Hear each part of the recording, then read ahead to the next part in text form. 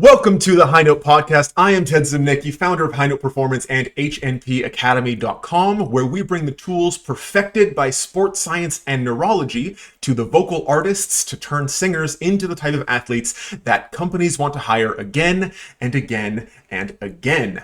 Joining me for today's interview, I could not be more excited. This musician is known from the orchestra pit to the symphonic podium to the composer's bench for both stage and screen. She has performed and recorded with stars ranging from the Wu-Tang Clan to some of the biggest names in opera and musical theater to The Simpsons and even Netflix and Marvel. It's Brooke Derosa. Brooke, thank you so much for carving some time out of your busy schedule to sit down and chat with us for a bit.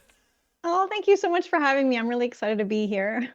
Absolutely my pleasure. So I would love for you to introduce yourself slightly, Brooke, for anyone who might not know. What do you do? That's a great question. I'm still figuring it out myself. Well, I think most people probably know me as a composer. Before that, I was actually a professional opera singer myself. And I also am a conductor.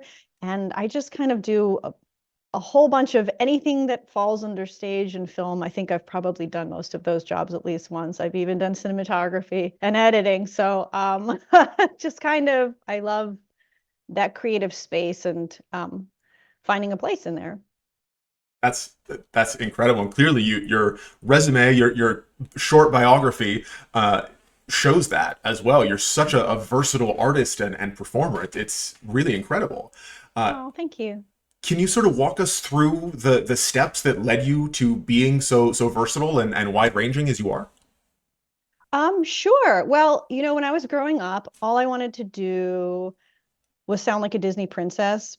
And I had taken piano lessons years prior, and I kind of gave up on it because actually I was extremely bratty. I would be learning something like Mozart and just say, it shouldn't go like this. It should go like this. My teachers would get really mad at me and not be very happy. And so I had kind of moved into singing when I was around, I don't know, 13 probably. And I said, I want to sing like the Little Mermaid. And my mom said, you have to learn opera first, because if you can sing opera, you can sing anything. And I was like, but I did. I did. I started taking opera lessons and learning Italian, and it kind of clicked for me, and it was an easy thing to do, believe it or not. I had vibrato and I could kind of imitate the things I was hearing. So I studied opera, and then I actually went back to piano as well. This time, my choice. My parents weren't making me. And I got into college and pursued, I did vocal performance as my major, and with a separate degree in theater. And I did plays like Shakespeare and Chekhov and Ibsen, Tennessee Williams. Also did musicals. I was in Candide as Cunegonda, the best role ever. Awesome. That's And such a fun role. it's such a fun role. And I wouldn't know at the time, but I've literally been singing that song for 20 years.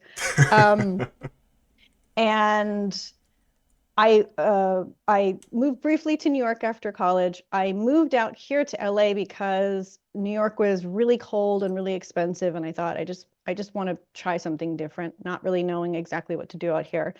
Um, Long story, it's kind of a long story, but I ended up in several bands. I became a DJ. Eventually, I really missed doing shows, and I started singing professionally in the area in opera companies. And then around 2016, I remember I was writing something, because I always wrote songs and music, and my husband heard me playing it, and he said, "What is that? That's really good." And I said, "Oh, it's this piece I'm working on, this opera called The Monkey's Paw." And he said, "It's really good. You should finish it." So I wasn't working at the time, and I took about 2 weeks and I finished it. I posted it to Facebook, and Josh Shaw from Pop, Pacific Opera Project, was my friend on Facebook, and I think he saw my post and he messaged me about it, and he was looking for something to double bill with the medium that Pop was doing. And long story short, it worked out, and that was the first time I had a professional work produced Really, as that an was your opera professional composer. debut. Hmm. Oh, okay, Josh Shaw, by As the a way, is his episode should be coming out just before yours.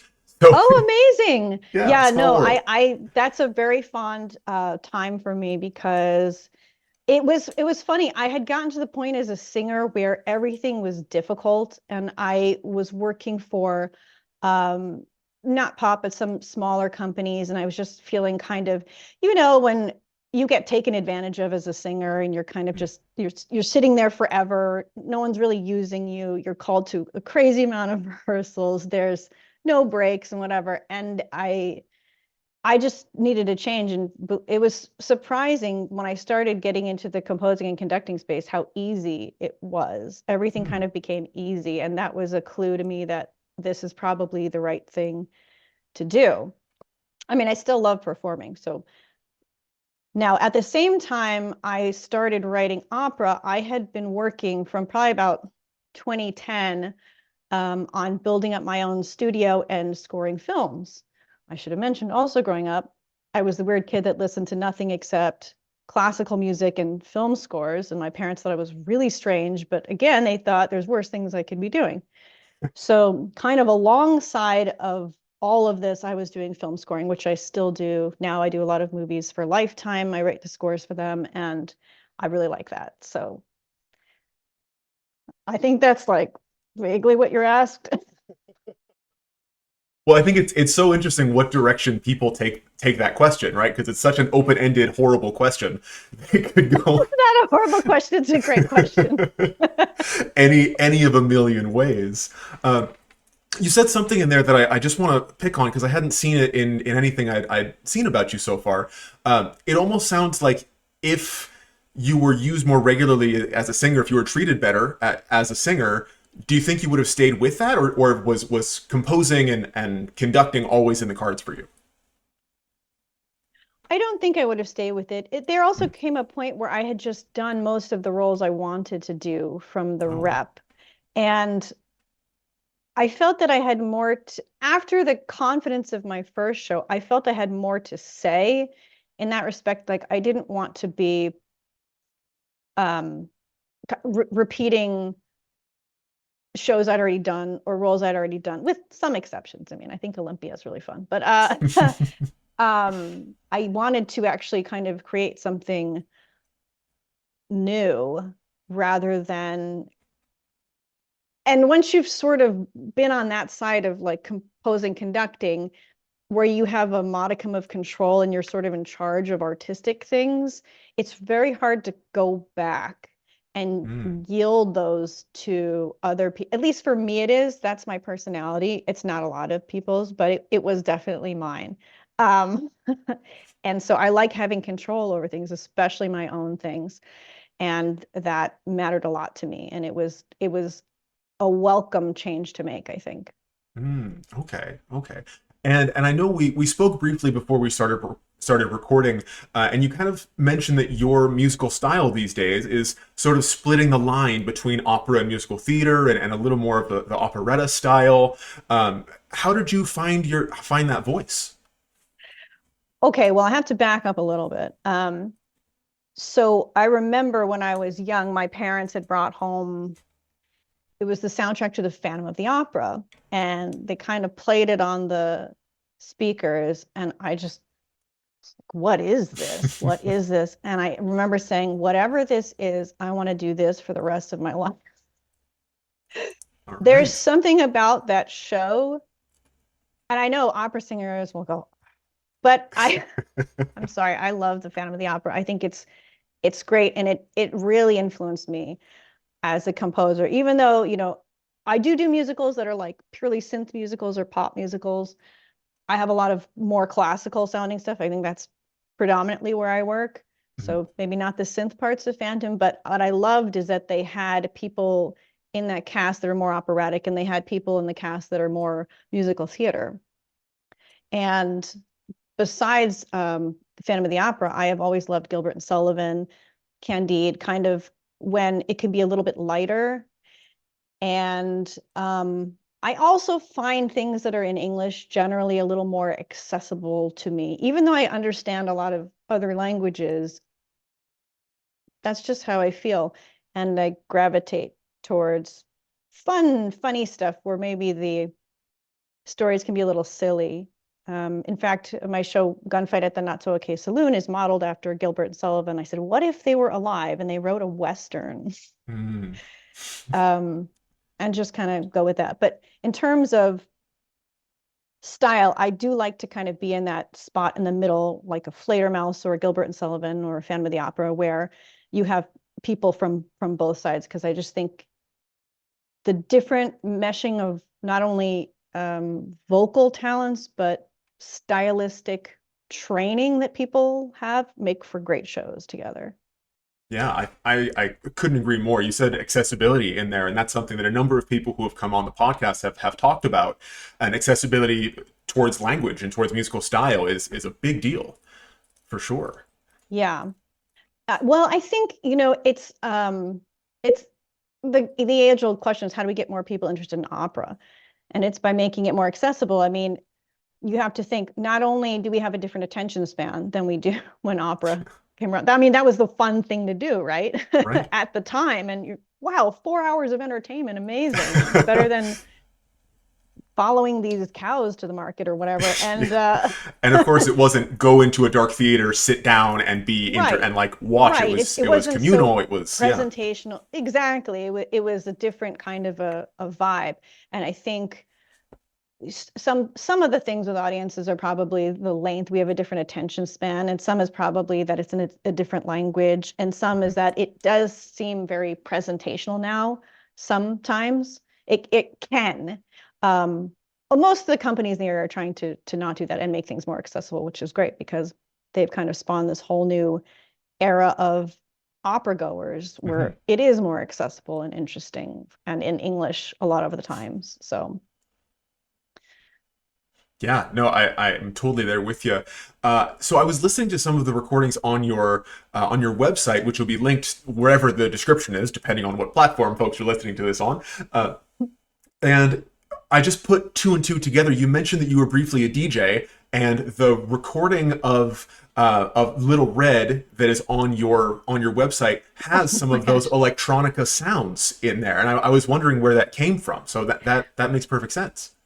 Right. I actually forgot about Red Riding Hood. I started writing that. Actually, I should probably put that up. I started writing that in 2013.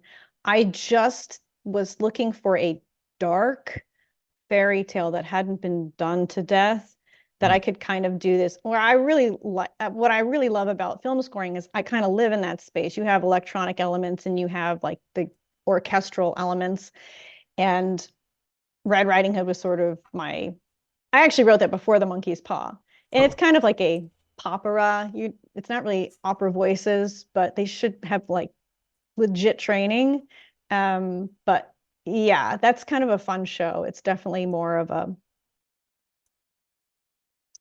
modern musical, I guess. yeah, it's a super cool clip. It's only like a minute and a half or 2 minutes up there, but I love those kind of like the dark retelling of these once Disneyfied fairy tales. I think it's so cool. Uh, Oh, thank you so much. I forgot all about that. So go see what's up there. it is kind of towards the bottom of your website, so I imagined it was older, but it's I think it's so cool. It's awesome. It Uh, slaps, it does. it totally does, yeah. Uh, but jumping ahead to something that you're working on currently, tell us a little bit about the next big thing for you.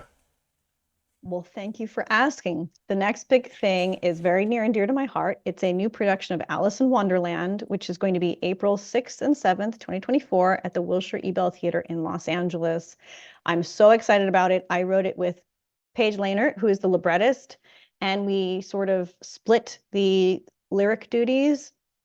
And it's essentially a retelling of Lewis Carroll. It's done in a more classical style, I would say, kind of along the lines of a Rodgers and Hammerstein, like a golden age of musicals with some operetta in there, definitely. And it's a cast of 17. We're going to have an LED wall that has custom animation on it, some actual props and set, costumes made from scratch. It's just, I'm very excited. I think it's the best music I ever wrote. And I hope that people will come and see it. Subtle plug for that offer coming Not up. so subtle Uh, plug. is that connected with an existing opera company? No, I'm just self-producing that under my company, Self-produced. Trial Run Productions. So come and check it out. Fantastic. And of course, we'll put the links for the tickets nearby as well.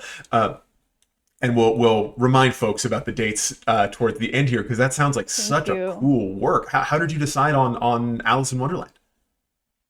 Frankly, I went through the Disney catalog and I said,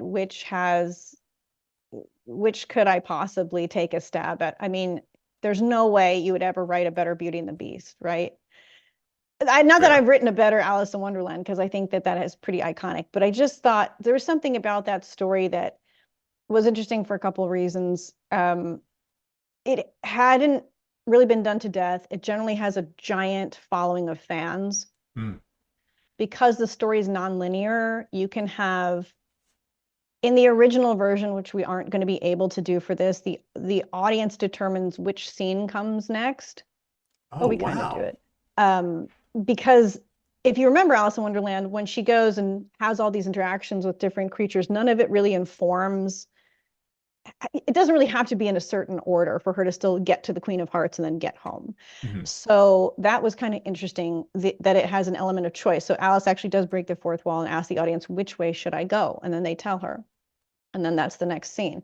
So there's that. And just in general, I thought you could be really cool with it's so colorful and there's a great opportunity to have some neat special effects. And you have to be really clever about how to do getting bigger, shrinking, all that kind of stuff.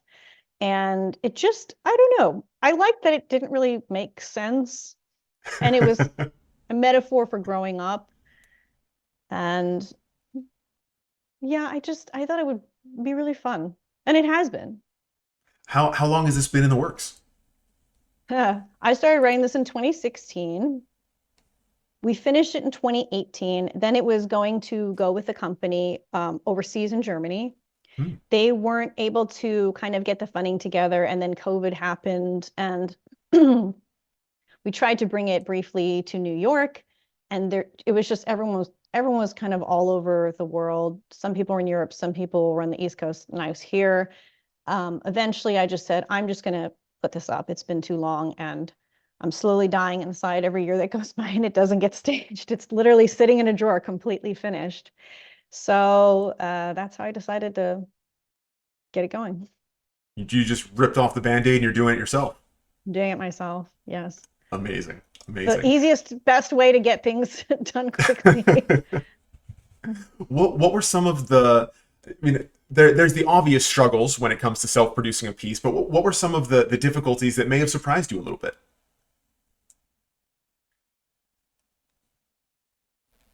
Well, I mean, besides the massive financial strain and fear, there's, I think trying to find people that can have follow through on the team to make Hmm. sure we're all going in the right direction, which I have been able to do, which are mostly friends, which is nice. And I think a lot of the logistics for, because I've self-produced before, but this is a really large show. The venue is 1,230 seats. It's a big stage. I think it's 47 feet by 37.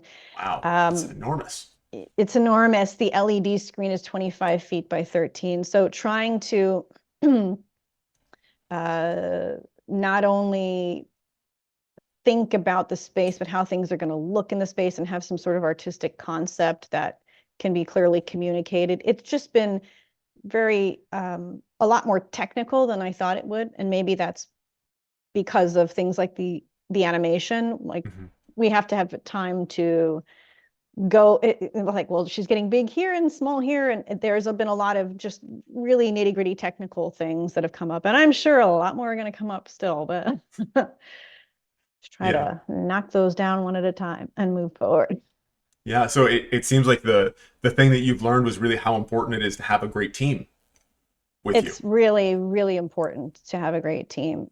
You normally I kind of do everything myself because I feel bad burdening with people. burdening people with things, but there was no way. There's so much to do on this. And we're Yeah. still trying to find people that can come and help. So yeah, great Yeah. team is definitely important. So speaking of team, let's talk about singers for a second here. Obviously, you needed Hmm. to have singers. Are these Hmm. also friends and connections that you knew, or did you hold auditions, or We both? held auditions. Uh, Trying to think if I knew. Yes, I did know a couple singers. A couple have been in, one has been in another show of mine I've produced. I've worked with some of them as a singer, Mm, but everybody auditioned and kind of fit people in different places. The cast is 17. We have 18 because we have a cover for Alice, okay. who is wonderful. And yes, it's a lot of singer actors. Yes. Okay, great. And so when you were going through those auditions, or whenever you go Hmm. through an audition process, Hmm. what are some of the things that a singer can do to make themselves stand out? Because I only imagine you got what, hundreds of recordings to narrow it down to 18 people. Hmm. Um, I think a lot of people sometimes try to send something that's technically great, but and this is just me. This is not going to apply to other companies.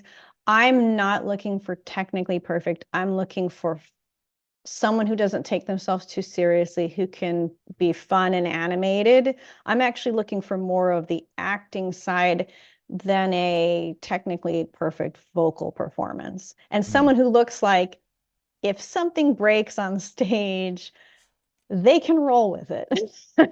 You know, most people I think can roll with everything, but I think for me, just seeing a character is more important than vocal precision. Mm. So the drama of a piece when you're hearing an audition is a higher priority to you than, the how much spin the high note gets or something like that. Absolutely. Absolutely. Now, that is just specific to me. I absolutely wouldn't talk for other companies because other companies are looking for different things. But we're generally looking for people who have some sort of comedic timing and can handle the acting side, that have nice voices, but it doesn't have to be perfect. Yeah, I don't think you're alone in that. In talking to so many uh, conductors and directors, I think you're the first primarily composer who I've spoken to. But I think a lot of people have that similar idea. I hope so. Well, I think there was somebody who kind of messed up in their audition, but we could tell that it was a person who was good, and the way that they recovered was great. Yeah. So that I was like, that's the kind of person we're looking for. It doesn't go well, or they're not they're them that I'm not sure what the pianist is doing and what they're doing, but they kind of worked with it, and that was kind of it was great. So Totally, totally. yeah, So improv is an important skill. I think so. I mean, yes. Yeah. Even when you have a tempo marking and you know the rhythm, improv is still an important skill. Yeah, I do, but I'm not generally precious about that kind of stuff. If something will make it easier for a singer to speed it up or slow it down or put it in another key, I'm all for it. Um, I don't want anybody to go out and feel like they have to mount this incredible thing that could be disastrous. I want them to feel comfortable and confident, and Mhm. that's pretty much it. Another thing we're looking for is um, you can tell when somebody is in command of their performance, Mhm. like the people that are like, and that makes us nervous. We're always rooting for you, but it's a little bit better if they, um, you can tell they have like confidence in whatever you throw at them. They're just going to be able to handle it. Yeah. That's another thing. I think that's another really common thread from now the interviews that I've been doing with so many different people, and it blew my mind the first time I heard it as a young singer that the people on the audition panel want you to succeed as a singer as much as, if not more, than you do. It, Yeah, no, it's crazy. And I didn't understand it until the first time I did. I was just hoping we were going to find people that could sing it, and everybody could sing it. I would have hired anybody that auditioned. They were all Mm. great. Um, and we wanted them all to succeed. There were a couple people that were very young that were, doing the and, but I mean, we're just like, oh, we want you to succeed. We're not Yeah. scary. And we tried to be very, a lot of people actually wrote back because we let people know if we were not going to consider them for Mm. the callback so that they wouldn't be waiting and it didn't just go into the the Sure. ether. We let them know, and people were saying it was so nice. It was a good audition experience. We try to make them feel not scared, and because I hate that as a singer. That's the worst. Or when someone Yeah. doesn't look up and you're singing and they're like, thank you. I'm like, Yeah. Moving on. Like, all right. none of that. No. For sure. For sure. It's so great to see people who were, once singing full time, now on the other side of the table, and so we can really change the industry that way. There's such a reputation of singers being treated like garbage and so interchangeably. That now that singers are running companies and composing and producing like you are, we can start doing things differently. Absolutely. No, I worked in enough um, shows, and I just thought I said, I know this is kind of lame, but with my company, I want to try and do something differently, even if it takes longer. I don't want people to feel disrespected. I want them to feel like they're respected and their opinions are respected, and we're not taking advantage. We take breaks. I try to always order food when we have people there. It should be fun. It is theater. It's not brain surgery. And I think that we should be able to make it fun and just nice. And I don't want to put anyone in a situation they feel unsafe or they're going to fall off the stage Yeah. or their costume doesn't fit. I mean, that's just the stuff that I just, having PTSD myself, Mm. I just never want people to feel like that. Sure. Sure. So have you been in that situation where you had a costume that didn't fit or you were scared for your own safety on stage? Oh, yeah, all the time. All Yeah. the time. And that's why I got out of it, honestly. And I mean, I'm in less so in musical theater because I'm in the union, but yeah, there are a lot or you're just or you have a lot of I'm being careful what I say. At the very lower level, there would be sometimes the directors that don't really know how to direct that yell a lot or Mhm. conductors that yell a lot and then expect this great performance. And it's so counterintuitive. Like this is all related and trying to get, I mean, it happens all the time. I see even still, even till about 10 years ago, conductors yelling at singers and being like, Mhm. go and do it. And they're just like, eh. I mean, so none of that, hopefully. Oh, that's awesome. It sounds like a great rehearsal room, and the whole audition experience. Sounds like you really put thought and effort into making it as simple as possible, even though you had to tell more people no than you could tell yes. I really do try to make that the case. Yeah. Yeah. So where do you advertise your auditions? On Yap Tracker, on Accepted? We had it on Yap Tracker, on Audition Oracle, on Classical Singer. I don't think I posted on Backstage this time. And then just, Facebook ads and a little bit word of mouth, Facebook, Instagram, that kind of stuff. And I think maybe we ran an ad on Instagram for singers. Hmm. Okay, great. For any singers listening, make sure you're subscribed to all of those sources because that's where the auditions live, right? That's where the auditions live. Yeah, yeah. So when you have a singer come into a rehearsal room for a first time, this might be for Alice or for any work that you're involved with, can you tell us a little bit about the level of preparation that you expect beforehand? Well, I guess I expected more than I Oh, some okay. places got this time. Uh, I expect a person, we do send out an email. We're hoping that they're going to come completely memorized, knowing that I would prefer them to have books while we are blocking things so that they can write it all down and refer to it rather than trying to have them also remember it. I would rather them just have books and write it down. And then we usually have off book. We started rehearsals at the beginning of February for the show in April. It's mostly weekends and 1 or 2 weeknights.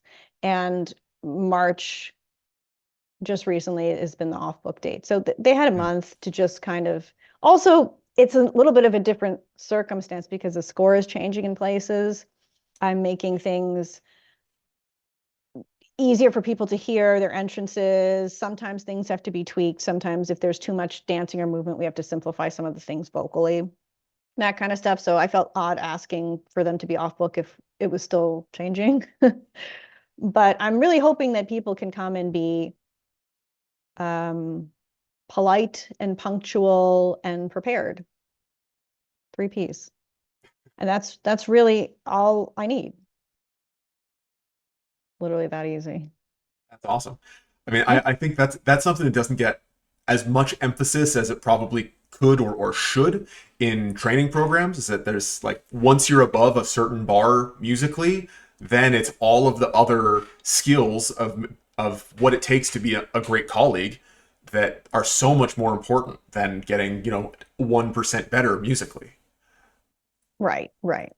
I think it's just a little bit different than, I mean, we put a call for opera singers and it's a different process than opera people are used to because I think we run the rehearsals a little more like a musical. We do tens and we have a bit of movement. So I think that that can be kind of odd for people too. But everybody handled it really well. We haven't had any problems. We really haven't. I mean, That's great. everyone's been great. Everyone's really been learning their stuff. And yeah, I mean, That's awesome. It sounds like the yeah, rehearsal process has gone about as smoothly as possible for a yeah, new work. yeah.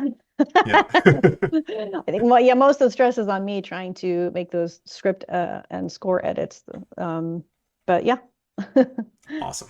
Awesome. So when an audience member walks out of the performance of Alice, what are you hoping they are experiencing? Like what kind of takeaways would you like your audience to have out of this performance? I would hope that they would feel entertained and that they saw something fun that they enjoyed. The ultimate goal is that maybe some kid is inspired like I was by Phantom or something and thinks this is cool. Um, Selfishly, I think Alice is, it's kind of metaphorical about growing up and it's kind of saying that you can still have fun and use your imagination as an adult Mm. because I like to do that. Yeah. So maybe people will take some levity back into their lives. All I'm really looking for is that they are entertained and can forget about whatever problems they have for 2 hours. Mm. Okay. Okay. And what do you hope the performers walk away with on the closing night? I hope that they have a good experience and they enjoy working with our company and working on the show and that they have nothing but good memories. Yeah. Yeah. Is there anything that you're actively doing to facilitate that other than just have a, well organized rehearsal schedule with where you treat people like humans? Well, well, that we do a lot of breaks. We bring a lot of food in. Um, I personally have really fallen into the trap of getting donuts, which isn't the best, but donuts and coffee on the weekends. Um, we're giving them comps and really try to be accommodating with their schedules. A lot of people are in other shows or have things, and really try to work with them, knowing that it's hard with the overlap of stuff, but and just treat people. I like to respect people until they give me a reason to have to be more firm. I can be that person. I don't like to be that person. I like Mm. to run things a certain way. I will, but um, yeah, we try to be really kind and understanding and supportive. So Yeah. yeah, Default to empathy. I think that's great. yeah, I think so. Yeah. I love what you said there. Until they give you a reason not to, right? Because I think you're totally right that sometimes you do have to kind of lay down the law to some Yeah, degree, absolutely, uh, absolutely, but default to empathy until you have a reason not to. absolutely. Yeah. So I think that's a great philosophy to take. Oh, thanks. Good. I think so too. We'll see how it goes because I haven't really done something of this size. Maybe I just get walked all over, but I don't know. I, I, I haven't. I don't think I've known you for that long, but I don't know if you have that in you, Brooke. Uh, No, no, I'll snap. But yeah. so, how do you know when a piece that you're writing is finished? Mm. Well, I mean, they all have an outline of some kind, and I know that there are certain scenes that have to happen and songs that have to happen. So it's more or less just kind of sequentially, knocking things off until you're just going, oh, this is great, it's done. Because I, I, And there's I you. I No, was go just gonna ahead. say I only ask because like I've never written a piece of music in my life, but I do like to build things like carpentry and stuff like that. And I always feel Awesome.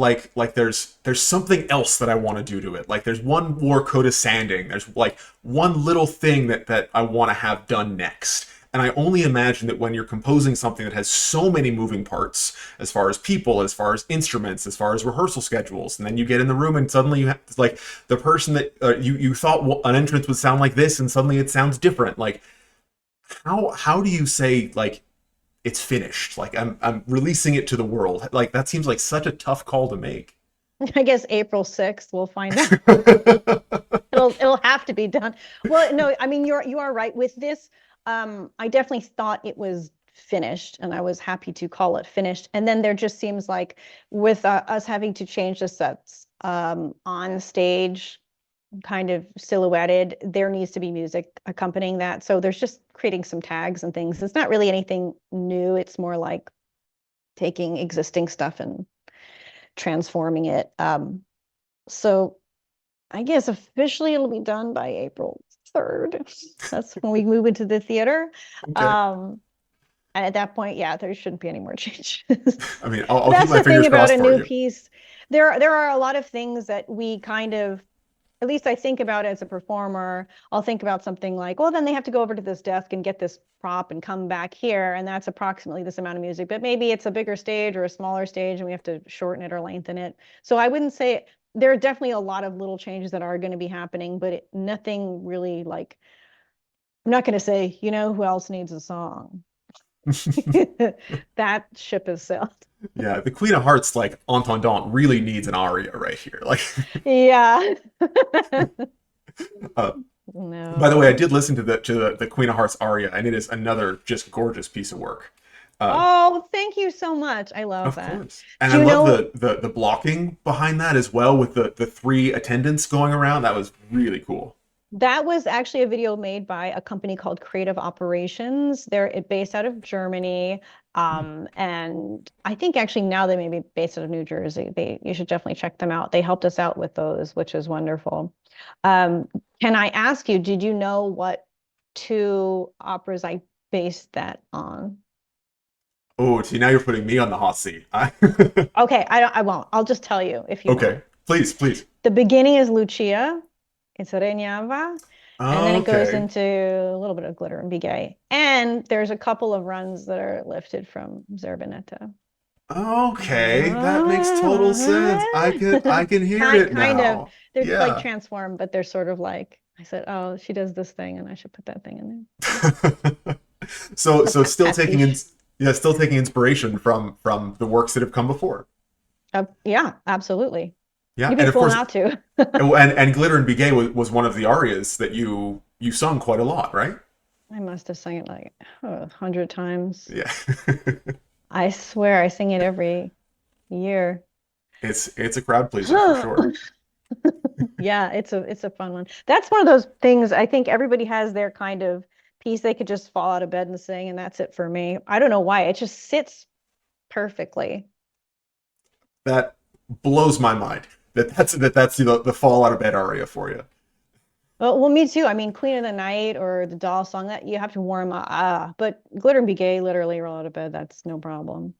I don't know. Maybe it's just because I sang it so long, Could so be. many years. Because Could I'm be. old now. I'm so old. Well, that's something that we've we've talked about a number of times on the podcast, but I'd love to get your take on it. Not about how old Brooke Derosa is, but but more about the amount of time and potentially patience that it takes for an operatic voice to be at a full level of expression, particularly with larger voices and the type of roles that you sang. It sounds like that wasn't so much of an issue for you. It actually was a really big issue for me. Oh, I feel like I'm actually in much better voice now than I was 10 years ago, but the roles I think I would people would hire me for is different. And most people don't know I still sing. I just don't audition for stuff. If I hear of something that I'd like to do, I kind of say, oh, if you need whatever. But no, for me, I was actually super late bloomer. And funny enough, I had a really big trouble accessing my high notes. I like had ones that were just awful, sort of. And my teachers all told me I was a mezzo. In fact, I did the Met oh wow. National Council auditions. They let me do it as a mezzo. What? I mean, my rep was Carmen and Delilah Okay. and Stefano Okay. and Sesto and oh, it's like what's going on? I remember just getting. For I anyone think I for was anyone listening who might not know, like talk a little bit more about like what about those choices and what they would say about your voice. they would just say because I had kind of I guess a rich sound for a lyric coloratura, they would say, "Oh, you're a mezzo. You're a character mezzo." That's I don't know. I mean, and I didn't know my family is not musical. They don't know anything about opera. I didn't know anything about opera. So, oh, okay, mezzo. You don't know. Why not? And Yeah. actually, it's funny because I didn't find out I had a higher voice until my college was doing Candide, and I thought to audition, and I started working with a teacher on Glitter and Be Gay because there was really that was the only role, Sure. and I thought, oh, I can hit all this stuff, and then I worked with a couple of different teachers out here, and yeah, no, I'm a lyric coloratura, All right. Awesome. but I do know a lot of mezzo rep now. Which can only be helpful, Which is great. right? Well, Like, actually, I did get hired to do a concert, and they had me do a whole bunch of La Boheme, and they said, "Is there any chance you know any of Carmen?" I said, "I know all of Carmen, actually." They said, great. I said, "Okay." And then after singing that, I was like, oh, I was like, "Wow, this is low." I was like, "Thank God I have a microphone on." yeah. How Ugh. did my larynx get into my pelvis? Like, what is this? Exactly. Ah. Yeah. Oh, that's so cool talking about voice type changes or Fox changes. It's such an interesting path to navigate as a singer. Mm-hmm. Yeah. It is interesting, and honestly, I didn't have a great time when I started when I started coaching out here with opera coaches. I got some really rude things said to me, and I'll just say Oh, them. I won't say who said them. I was told I was too old to start when I was 28, and I didn't take it oof. seriously. I was told I spent an entire lesson with somebody else pronouncing the word Vieni when my family is Italian, the entire lesson for 1 hour. And I thought, why am I paying $80? But and again, they said, oh, you should learn Susanna and Pamina. And I thought, I mean, I can do some of the now that I'm a little bit older, I feel like those are getting a little more comfortable, Hmm. but still, I'm not great at long sustain. That's just not me. I've got the agility thing, but long sustained is terrifying. Um, but yeah, no, and then it wasn't until I met my teacher, Frank Fetta, who sadly passed away a couple years ago, Hmm. and he said, "Oh, these people." He's like, "Don't listen to anything they say." We started working, and he put me in a whole bunch of shows, and then I got my confidence back and started auditioning. And I worked with LA Opera. I worked with a whole bunch of I worked with pop and pretty much all the companies in town out here in LA. So yeah, it was great. It was fun. Yeah, no, that's awesome. And and forgive me if I'm asking you to repeat yourself, No, no, but no. when was the transition from full-time singer into more of the pre-production, the composing and conducting role? Like, about when did that happen? About 2017, after the Monkey's Paw. Well, it's actually, I have Josh to thank for this too.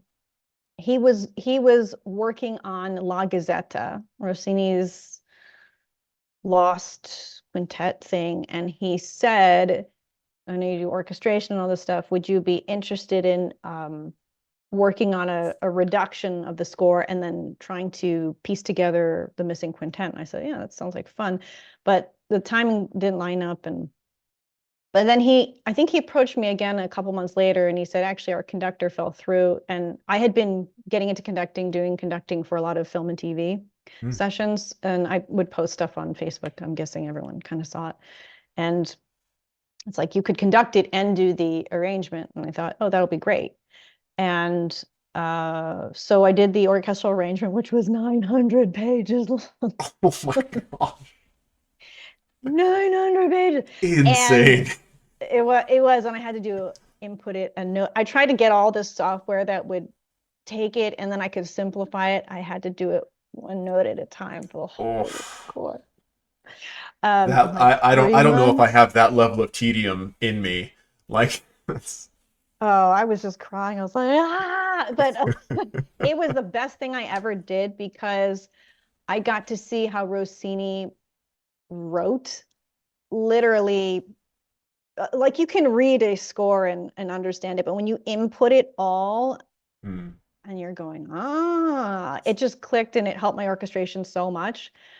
And that was like the first opera I conducted, and I really loved it. And I got a lot of feedback from the singers, which was really nice. I remember Kyle Patterson, he said, it was so nice that you wanted to know how fast we want to take something or how we can improve. There was a couple things I think people had, there was some weird things in the score. And I said, well, we'll just take this out and just start here. And they'd be like, you know, I said, well, how fast would you like to take this? And they're just like, It's like, but it's in well, I mean, ink. We can't change anything that's in ink. It's but that's the thing though. Rossini's dead and he had a good sense of humor. So if we can do something a little bit faster or slower, and that's the whole thing. I mean, why I think I love conducting operas because I have a lot of sympathy for the other side of it. It's not about the conductor, it's about the performance. So you have to support that person the best that you can. And I really like doing that because I'm very sympathetic to what they need. yeah. No, I think that's so incredible, and it says a lot about you as a composer, and just the fact that you've lived the life as a singer, and now you're on the other side of it, making it better for singers who are performing today and setting the example for the next generation of singers. Right? That makes you sound much older than you are, but um, No, that's a really nice way of putting it. Thank you. I really do take it seriously. yeah, it shows. It shows. So I know we're running a little short on time here, but I have to ask, how is it that you got yourself on stage with Ghostface Killer? Okay, I'll tell you really quickly. So, Yeah. one of the first things I did on Facebook was post when I was getting back into singing after doing a band and being a DJ. I said, I am an opera singer. I'm looking for session work. And this really nice man, his name is Adrian Young, he messaged me. He said, hey, are you really an opera singer? I said, yes. And here I had some clips on my website. And I think later that day, I was over at his home studio and I was recording vocals for an album called Something About April. It turns out the next album he did after that was 12 Reasons to Die with Ghostface Killah. And he's really influenced by this kind of Ennio Morricone sound, this like Hmm. 70s cinematic lo-fi kind of thing that he mixes with hip hop and does this sort of fusion, but everything's recorded analog Oh on wow. tape. It's crazy. And so I sang on that, and I remember I don't know, at CVS buying shampoo on like a Friday at 6 p.m. and working my day job, and I got a call from him, and he said, "What are you doing on Monday?" And I said, "I'm just going to work." And he said, "No, we're going to go to New York and be on Jimmy Fallon." I was like, so they flew us out and we got to perform on Jimmy Fallon with Ghostface. And I had met him before because we had done, I think, South by Southwest. Hmm. And he's so nice. He's so nice to me. And yeah, he was really sweet. He gave me like a tweet, like shout out. Oh, that's awesome. He's a really, really nice guy. So that's a that's how that came about. All right. So for anyone listening who might want to get on stage with your favorite '90s rap artist, make sure you spend lots of time in CVS holding shampoo. That's what I took away from Absolutely. that. Yep. No, so it just started with you putting yourself out there with just a post on social hmm media, hmm and the right hmm people saw it, and suddenly there you are. That's an incredible claim to fame. Uh, I hate to say it, but Facebook has spawned so many like wonderful opportunities for me. yeah, you know, The monkey's there's paw, ghost face killer, all of that stuff. Yeah. yeah, there's lots of things you can say about social media. At the end of the day, I feel like it is just a tool. You can either use it for good or for evil. Uh, Yeah, absolutely. Absolutely. like you can use a screwdriver to build a house. You can use a screwdriver to commit a crime. It's all a tool. Oh, Uh, yeah. so uh, no, so Brooke, I have had such a great time talking to you. I think you have such an interesting perspective on how things did work and how things could work and how things should work in the future. I love everything that you're doing. One more time for everyone listening, tell us the dates of Alice in Wonderland, where it's going to be, how to get tickets, all the important information. Alice in Wonderland premieres Saturday, April 6th, and also runs Saturday, April 7th, 2024. It's at the Wilshire Ebell Theater in Los Angeles. The website, www.aliceinwonderland.show, not .com, has a Show. ticket link. You can also buy tickets via the Ebell Club website. You can also buy tickets if you search for it in Eventbrite. So please come and support. We would love to say hi. Fantastic. There are also, of course, going to be a link in the description down below or to the left where you can buy a ticket for yourself, as well as links to all of Brooke's social media and website, and Alice's social media and website as well. So please do check those out. Support Brooke, who's done something amazing by taking some time out of her day to have a conversation with someone as silly as I am. Uh, and This has been so fun. I'm glad you've had a great time. So have I. I always like to leave my guests with the last word. So, Brooke, if there's any final sort of parting wisdom or anything that you would like the audience to walk away with, the floor is yours. Well, my mom always says, do it big, do it right, give it class. What a great way to end. I love it. Do it big, do it right, give it class. Someone needs to put that on a coffee mug. Uh, Brooke, again, thank you so much for taking some time out of your extremely busy schedule. Even with my last minute rescheduling, I had to move this by a half hour, and you were extremely gracious in being like, yeah, whatever, no sweat. It's all good. So I wish you nothing but the best. Everybody listening, go see Alice in Wonderland. It's a big theater, so we got to fill those seats. And that's all I got for you. Thank you so much. Thank you. If you liked what you just saw, make sure that you're on the High Note Performance mailing list so you can get first dibs to everything that we put out. Also, all the social media stuff, like, comment, share, subscribe, follow us on Instagram, TikTok, Facebook, and now Spotify and Apple Podcasts. All of that stuff helps more than you know, and it only takes just a second. And just for the few people who have stayed right to the very end of this, I am including some secret links in the description down below that gets you access to Hall of Fame singing and Hall of Fame practice. These are the two guides that all of our clients get so that they can take the first couple of steps. I've never given these away for free before, but I've decided to just for a short time. So if you click those links and it doesn't work anymore, I'm sorry, you've missed your chance. So for now, jump in there as fast as you can and get your copy.